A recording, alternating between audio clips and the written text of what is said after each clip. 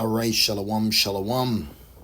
First and foremost, I want to give all praise, all honor, and all glory to Yahweh, Bahashem, Yahushai, Bahashem, Rachakwadash. I'd also like to give double honors to my elders and apostles at Great Millstone that do well. And I would like to say peace and salutations to the Lord's elect, the hopeful elect and 1/3. And Lord's will, this lesson will be edifying and exhorting to the sincere sheep of Yahweh, Bahashem, Yahushai, Bahashem Racha Kodash. And Tawada, Abanawa Yahweh Bashem Yahushai, Bashem Racha Kodash. Forgive me the inspiration to do this lesson. And as the title reads, spiritual middle finger up. All right, I wanted to do a lesson. I was putting a lesson together pertaining to Yahweh Shai being the mediator to a New Testament for us as a nation of Israel. I pretty much wanted to go into that and further cutting the misconception of Christianity and the lies that we have once believed in, but the Wadi Abashim Shai for waking us up from that darkness. But my Wi-Fi is not working, so it's all good. So I'm using my phone right now to screen record, and I just want to do a quick exhortation to the beloved brothers, all right, and the few sincere sisters, the body of believers. And, I just want to exhort you to, hey, we ain't wrong, all right, for keeping our spiritual middle finger up at this place. And what I mean by that is, constantly having a sober mind, all right. I got right here the NLT. See, it says drawing close to Yahweh, all right. And, there's nothing wrong with us turning our back on this place in the spirit and in the mind, because you have to remember we once were all for this place. All right, actually, let's get 2 Corinthians 12, believe it's 2. Okay, there was 1 Corinthians 12. There was a time where we were all for this place. Whatever this place required from us, we did. So hey man, in the spirit, my spiritual middle finger is up. And what I mean by that is you don't owe this place nothing. Now, we're not simple. We're in captivity. We're under tributary. We render to Caesar. We go to work. We pay our bills. We mind our business. But at the end of the day, we are not emotionally attached to this place. And even these people, even in our brushing and rubbing of shoulders, we still have our spiritual middle finger up, because this deal is about to go down. And a lot of people that have joined themselves with Babylon is going to have an emotional crisis, an emotional breakdown when Babylon starts breaking down in a whole. 1 Corinthians 12 and 2, ye know that ye were Gentiles. See, there was a time that we were Gentiles, in our mind, okay, where we would die for this place, we would fight for this place, we would leave, our family, our friends for this place. But now the Lord is, Yahweh Shai is bringing what's important back to us. And what's important is our servitude to our God, Yahweh, through our Savior, Yahweh Shai. So you damn right I have my spiritual middle fingers up to this place. I do what I need to do. But if I have something that's more important, case in point, today's the Day of Atonement. Now, I didn't go to work. Okay, now every brother and sister's position is different. It's completely different. But in my mind, I said, fuck this place. Excuse my language. I said, F this place. I'm slaving away every day for you. I'm being treated like Judah in the field. And what I mean by that, I do hard labor. Okay, I watch the people around me. We may have a task. We may have a job to do. We may have a deadline. But I notice everyone else around me is not in the same urgency, the same, they're just chilling, they're hanging out. Oh, the nigga will take care of it. I work around Edomites, I watch their pace, I see how they move. And even in the world, I was dedicated to building, to working, to being a hard worker. I pride myself on being punctual, showing up on time. I still do those things because as a trait of a man, those things are very beneficial as a man, as an Israelite man. But what I've noticed is all of that for Babylon is in vain. Okay, so all your labor for Babylon is in vain. You can bust your ass all day for Babylon, but if your boss don't see you busting ass and you happen to be sitting at, the whole day you've been working, you had to catch your breath, and he just happens to come in, now everything you did was in vain. But Jimmy, John, and James over here, Esau, the collective, they now start working, and it's because he sees them working and you not working. Now it looks like you are just a typical lazy nigga. So F this place. Okay, always remember that your labor in Babylon is vain. but your labor in the Lord is not. Matter of fact, let's prove that with another one. Okay, like I said, it's an exhortation. I don't got nothing written down. I originally wanted to do a different lesson. My Wi-Fi's not working up, so what? I'm just gonna sit back and sit here and twiddle my thumbs? No, we're gonna keep it pushing. This is 1 Corinthians 15 and 58. Therefore, my beloved brethren, be ye steadfast, unmovable, always abounding in the work of the Lord. We're doing the work of the Lord. Okay, I could have went to work today for Babylon and damn near killed myself. It's a day of atonement. We're fasting. I can't be out in the sun and sweating and lifting and pulling and wrenching and this and that. No, we can't do that. Okay, this is a Sabbath. This is a solemn assembly unto us. Okay, but you got a lot of our people that are ready to give their life and have given their life for Babylon. What did Mike Epps say in his character in Next Friday? I'm ready to die for this shit. No. You should be ready to die for Yahweh Shemel Shai, because you already have in the spirit by dedicating the rest of the time in the flesh towards Yahweh Shemel Shai. Okay, that's why I got a spiritual middle finger up. All right, I'm not too deep. I'm not available. You can't be feeling guilty. You can't always be the first slave to jump up and help. Okay? And it says, yes, we are still slaves here. It says, for as much as ye know that your labor is not in vain in the Lord, but your labor in Babylon is vain. Always remember that. Now you work, you do what you got to do, you give your best that you can to the job, to whatever you're doing. All right, that's one thing you have to do. But in the same breath, understand that the work that you do, that's for you to be able to keep maintaining whatever position you got in Babylon, so you can continue to do the work in the ministry and not have the word be hindered, so that the spirit can have free course. But outside of that, I've seen and witnessed and understand that our labor for Babylon is complete vain. Okay, I've ran circles around heathens, and heathens still get the better position than me, but that's fine, because at the end of the day, we have spiritual superiority, and we will be in the best position for eternity. So there's a lot of sobriety in the mind that you take in this walk, in your endeavors on a day-to-day while you're waiting for Yahweh Shai to return. So these are things that you keep with yourself. And then what I like to also do is I like to put in my back pocket all the offenses, the tribulation I go through, and that allows me to stay sober. So when Jacob's trouble comes, it's going to be that way. Now, I would show you the picture of Ving Rhames and Dawn of the Dead, but I don't want to click on Google, because Google has access to my mic, and I believe if I click on Google, it will trump the screen recording, so then the rest of the screen recording won't get recorded, so you won't hear the video. But I will tell you this, I always like to quote it, but I now understand why Ving Rhames said in Dawn of the Dead, when he went to go out to look for his family, and the Edomite said, wait, you're gonna leave, you can't leave us. He said, F y'all. And that's the spirit you need to have, because this thing is going to go down. And when it goes down, you are going to have your spiritual middle fingers up to this place. The rest of the world's going to be sighing and crying. People are going to be wanting things to go back to normal. That should offend you. When you ever hear anybody asking you, you should vote for this, we need to bring back normal, all I like to do is think about all the hardship, hell, poverty, bullshit, tribulation, that we deal with. And I also have another lesson that I would like to do.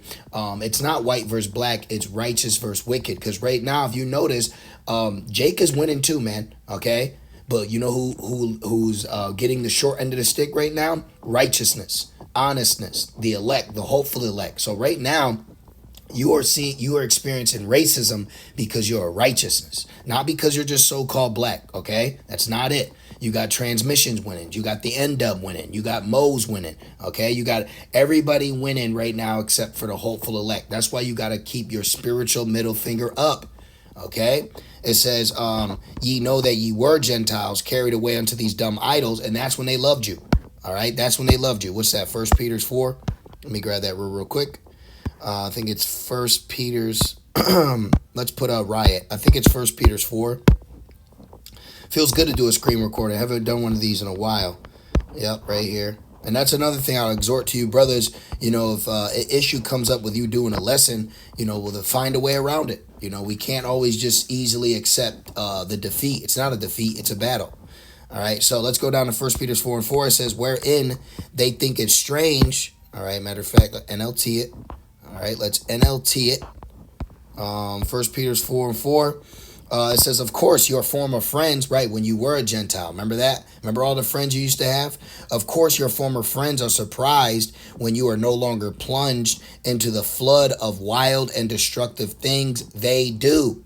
So they slander you. See, when you were a Gentile, that's when it was cool. Okay, that's when it was dedication. That was when it's, like I'll give you a good example. When I first came in, I got a lot of pushback from, my family, if you will. And which it was just ultimately it was Satan, because I didn't grow up in a family oriented lifestyle. Okay, but all the family came out the woodwork when Jake finally got enlightened. Nobody was there when Jake was a piece of shit Gentile, right? So when I first started learning the truth and came into the truth, and I put everything else away, my old life, my old lifestyle, friends, family, you name it, I put everything else away, and I focused completely on following after Yahweh Shai. That's when the family started crying, and that was when the concerns came. And I remember the thought came to my mind, which now I understand, which was the Rakak Kwadash, Yahweh Shai supping with us. The thought came to my mind was, well, when I was younger, I was actually going to go to the military. Now, that didn't work out, Barakatha Yahbashim Shai, because this was, back in the 2000s, which, you know about that. So the Lord directed my steps not to, okay? I was a simple Gentile too, all right? And that was no problem, okay? Family didn't have a problem with me getting ready to leave all them to go fight a so-called woe, right? A proxy woe. That was fine, but because I left my old lifestyle to serve the Lord, now was a problem, now was a concern. But wait a minute, you have no problem if I left women, children, and family to go fight a so-called war, but you have a problem that I left family, friends, women, children, so-called, to serve the Lord. I'm just speaking in a hypothetical sense of what we have around us pertaining to family. So you got to understand it. That's why you got to keep the spiritual middle finger up, okay? You walk, you smile, you're at peace with all men, but at the end of the day, it's F this place. F this place and everything in it. I'll eat here, I'll sleep here, all right, I'll buy here, but at the end of the day, when this place goes, I'm out of here, okay? Spiritual middle fingers up, all right? And you know what I mean when I say that. You're not too attached. You're not too emotionally attached, like a woman. She'll watch a news and someone randomly gets hurt and she starts eyes watering. They're not processing it correctly. You don't know the judgment of the Lord. This is why you as an Israelite man have to keep that spiritual middle finger up, that hardness. All right. Show yourselves as men. These are the things we are required to do because emotion and feelings are used at an all-time high to keep you devoted and connected to Babylon. So be aware of that. Be aware of that emotional attachment. Okay. Because they use emotions against you. Go watch that movie Unthinkable with Samuel Jackson. You think he was bad in Django. 1 Corinthians 12:2, ye know that ye were Gentiles, rioting, wilding, bugging out, tripping, carried away unto these dumb idols, even as ye were led. See? All right, even as ye were led, and we were also without what? Our commonwealth. So now the lifestyle we live, we're looked at as weird. We're looked at as losers, all right? And this is why you're experiencing the short end of the stick, because wickedness is winning right now, okay? So it's not always just racism as black versus white. You are now experiencing prejudice because they choose wickedness over righteousness, okay? They're choosing evil over good. But good is where it's at, all right? Good is very masculine, okay? Good isn't just granny and cookies and aprons. Good is masculine, okay? Being a good, righteous man will conquer the world. Look at Yahweh Shai. Now let's finish this out real quick. It says, of course, your former friends are surprised when you no longer plunge into the flood of wild and destructive things they do, right? Adultery, all right? You name it, okay? You call into work because you were partying too hard the night before. But I just called into work because it's the Day of Atonement. Fuck y'all. Y'all can finish it. I was at work all day yesterday. I'm not making this about me. I'm just giving a personal testimony in a manner with an exhortation to the beloved brothers and few sisters that are out there that may be battling or dealing with certain things too. I was at work all day yesterday, sweating, cutting, bruising, sore. I got 3 Edomites to the left of me. All right, ain't doing nothing, putzing around, bullshit. No one's lashing them. No one's whipping at them. But it's Jake over here doing all the work. I'm being screamed at, yelled at, wondering if I'm even worth the pay that they're giving me. So I'm watching and analyzing and processing everything. And at the end of the day, this place makes you serve the Lord even more. Okay, this place pushes you towards the Lord. Remember, he said, "I heard their sighs and groans in Egypt." Excuse me. I got my scriptures right here. I think it's Exodus 7. Let me see real quick. Exodus 3. Just bear with me. I'm gonna get it real quick. Exodus 2. Let me grab that really fast. See, let's go to that. So right here, Exodus 2. Exodus 2 and 23. Let's go down to that. Exodus 2 and 23. Matter of fact, oh, yep, we're in the end. Let's NLT it. Okay, I like that. Exodus 2 and 23. It says, years passed, and the king of Egypt died. Right, like there's a season to all things. There was a season where you in Egypt, it wasn't so bad. But then you go through other seasons where it's like, damn, it's real bad. This whole summer, man, this whole summer, I've truly smelt, felt, and tasted the bondage of Egypt. Okay, and I know you brothers have too, and you few sisters. It says, but the Israelites continued to groan under their burden of slavery. They cried out for help, and their cry rose up to Yahweh. Yahweh heard their groaning, and he remembered his covenant promise to Abraham, Isaac, and Jacob. He looked down on the people of Israel and knew it was time to act. Oh, that's powerful. That is powerful. See? So that's what we that's where we're at right now in this walk. Okay? That's literally where we're at right now in this walk. Okay? And people are looking at you like you're tripping for acknowledging that you're in slavery, for acknowledging that this is some BS, the BS pay, a terrible housing, all right? A wickedness is winning, adultery's winning, evil's winning, and you doing the right thing is getting a short end of stick, and you mean to tell me I can't say F this mother effing place? Hell nah. Keep your spiritual middle finger up at this place. This place is evil. It deserves to be cussed out and rebuked. I watch and take notes of all these people. I see the wickedness they do. One statement I always like to say is white silence is violence. I watch Edomites on my job watch me get yelled at falsely, which remember it says, he that suffereth wrongfully is pleasing to the Lord. So this is just a small example. Okay, I'm just using a small example as spiritual fuel for this exhortation, for this lesson. So I watch how people react to when wrongdoing is done to us. I watch how people react. One time, me and the brother got pulled over, and this Edomite basically, like, he kind of was like, it was like a proud, mocking look he made towards me, like, oh well, nigga. And he walked by, but he didn't know that we served the Lord. And in that same breath, we got delivered out of that situation. No ticket, no nothing. We were able to leave. Okay? So people act a funny way to you, but they don't know this is the Lord working, and we're getting ready to be delivered. So how much more when we look back at these people while we're standing over this place having a victory? Okay? So let them keep looking strange at you. Let them keep looking at you like you weird, you tripping. You know what they're looking at? They're in awe at holiness. All right? Spiritual middle finger up keeps you holy. Okay? And it says, going back, it says, wherein they think it strange that ye run not with them in the same excess of riot, speaking evil of you. You see that? Yeah, because we used to do that before, but we don't do that now. Okay, so now let me go to this, and I'm about to wrap it up. This is James 4:4, NLT as well. You adulterers, don't you realize that the friendship with the world makes you an enemy of Yahweh? See? So that's why you got to keep your spiritual middle finger up, because you becoming a friend to this place is now you guilty by association. Okay? It's very simple. It's not a deep thing.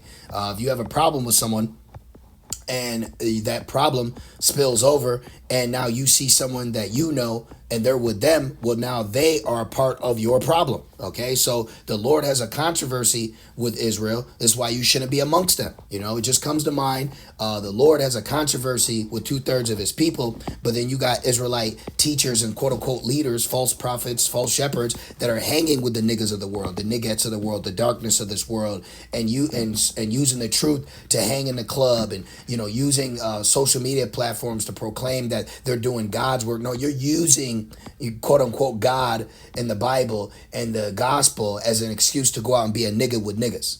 Okay, so now you have become a friend of this world, which now makes you an enemy of Yahweh Bashim Shai. Okay? And if you're an enemy, that means you hate Yahweh Bashim Shai. And everybody that hates Yahweh Bashim Shai loves death. Don't you realize that friendship with the world makes you an enemy of Yahweh? I say it again. If you want to be a friend of the world, you make yourselves an enemy of Yahweh. All right. And it's why it says, what do you think the scriptures mean when they say that the spirit Yahweh has placed within us is filled with envy? But he gives us even more grace to stand against such evil desires. As the scriptures say, Yahweh opposes the proud, but favors the humble. And I want to say that in closing, even though I have my spiritual middle finger up, I'm not walking around with malice or like anger or this or that. I take the low. Okay, I take whatever is given, and I deal with it. But inside, I still have a right to be upset or offended. But I'm not walking around arguing and threatening and cussing. Nah, I just got my spiritual middle finger. That's why I said spiritually. I got my spiritual middle finger up in this place. Yup, okay, yes, sir, no, sir. What I got to do, sir? I'll say that. Yup, what I got to do. Whatever you need done, I'll do it. But in the back of my mind, I say, you wicked, man. This place is evil. And I'm watching all of you. And that's another thing. Let me say this in closing as well. Esau really think that he's on one here. Okay, brother, don't. Esau, dumbass, is wasting his own time. Okay? That's why it's a beautiful thing to show yourselves as men. Do what you need to do in honesty in the sight of all men. And Yahweh Bashim Shai is going to justify us very soon. Okay, Yahweh Bahashim Yahweh Shai is going to justify us very soon. So continue to carry yourself with wisdom. Be wise. Understand you're behind enemy lines. Understand that this is all the Lord's will. So whatever you're going through in hardship, it's not nothing you can't handle. But at the same breath, it's the Lord keeping you sober. Because when Jacob's trouble comes, you're going to have that spirit of the middle finger up. F y'all. Y'all got to deal with this judgment. Y'all got to deal with this, all right? You looked at me like I was strange. You looked at me like I was weird because I turned away from evil and temptation and wickedness. Now your evil, wicked, tempted ass is going to have to deal with what you've been sowing. You're going to have to reap now. You're going to have to reap what you've been sowing. So, amen. Barakatah Yahweh Bashim Shai. We're living in beautiful times. The Lord is purging us. He's protecting us. He's keeping us. He's building us up. And he's keeping us sober. He's keeping our eyes single. So we are going to truly understand why the judgment is at the level it's at when it gets here. And we are waiting for this place to be judged so we can praise the Lord. I'm going to end it with Revelations 18 because I find that fitting for this lesson. Okay, because other people are going to be crying at the destruction of Babylon. We're going to rejoice. I'm still in the NLT. That's fine. Okay. Look, how terrible for that great city. This city is terrible, man. And I've been saying all week, you people need to be ashamed of yourself, okay? I experienced modern day slavery in this place, man. Right here. Revelations 18 and 19, it says, and they will weep and throw dust on their heads and show their grief, and they will cry out, how terrible for that city. The ship owners became wealthy by transporting her great wealth on the sea. In a single moment, it is all gone. See? That's why you got to keep your spiritual middle finger up, because at any moment, the deal's going to go down at a beck. So you can't be all attached to this place. Yeah, I've got to do this. I'll go do that. Yep, okay, no problem. No, you can't be missing camp for this place. You can't be missing a high holy day for this place. You can't be missing Passover for this place. You can't be not doing your lessons for this place. Are you kidding me? You can't be doing that, man. You can't put the Lord on a back burner for Babylon. I'm not telling you to be over righteous, but hey, man, you gotta get the time management down. It says, rejoice over her fate, O heaven and people of Yahweh, and apostles and prophets, for at last Yahweh has judged her for your sakes. At last, judgment's coming home. So Barakatah Yahweh Shemel Shai, keep that spiritual middle finger up. Carry yourself wisely. Understand what you got to do and requirements, but take note. Always take note of this place and the offenses. Send up those curses. Let the Lord know the tribulation you're dealing with, the poverty you're going through, and the captivity you're in, because we are in captivity unto this day, and we feel it. We feel the sweat on our brow. We feel it. And that's why I couldn't even go to work. It's a day of atonement. But even within that, I processed the whole work day. I said, there's no way I could go to work. 1, it's the atonement. 2, we're fasting. 3, it's the Sabbath, which I work on a Sabbath, but not on a high holy day if I can manage that. And it's like, imagine going to work and slaving for Babylon. Hell no.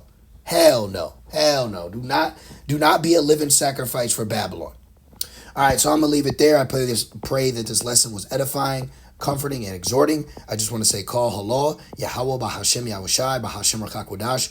Double honors to my elders and apostles of Great Millstone that do well. Peace and salutations to the Lord's elect. With that being said, shalom.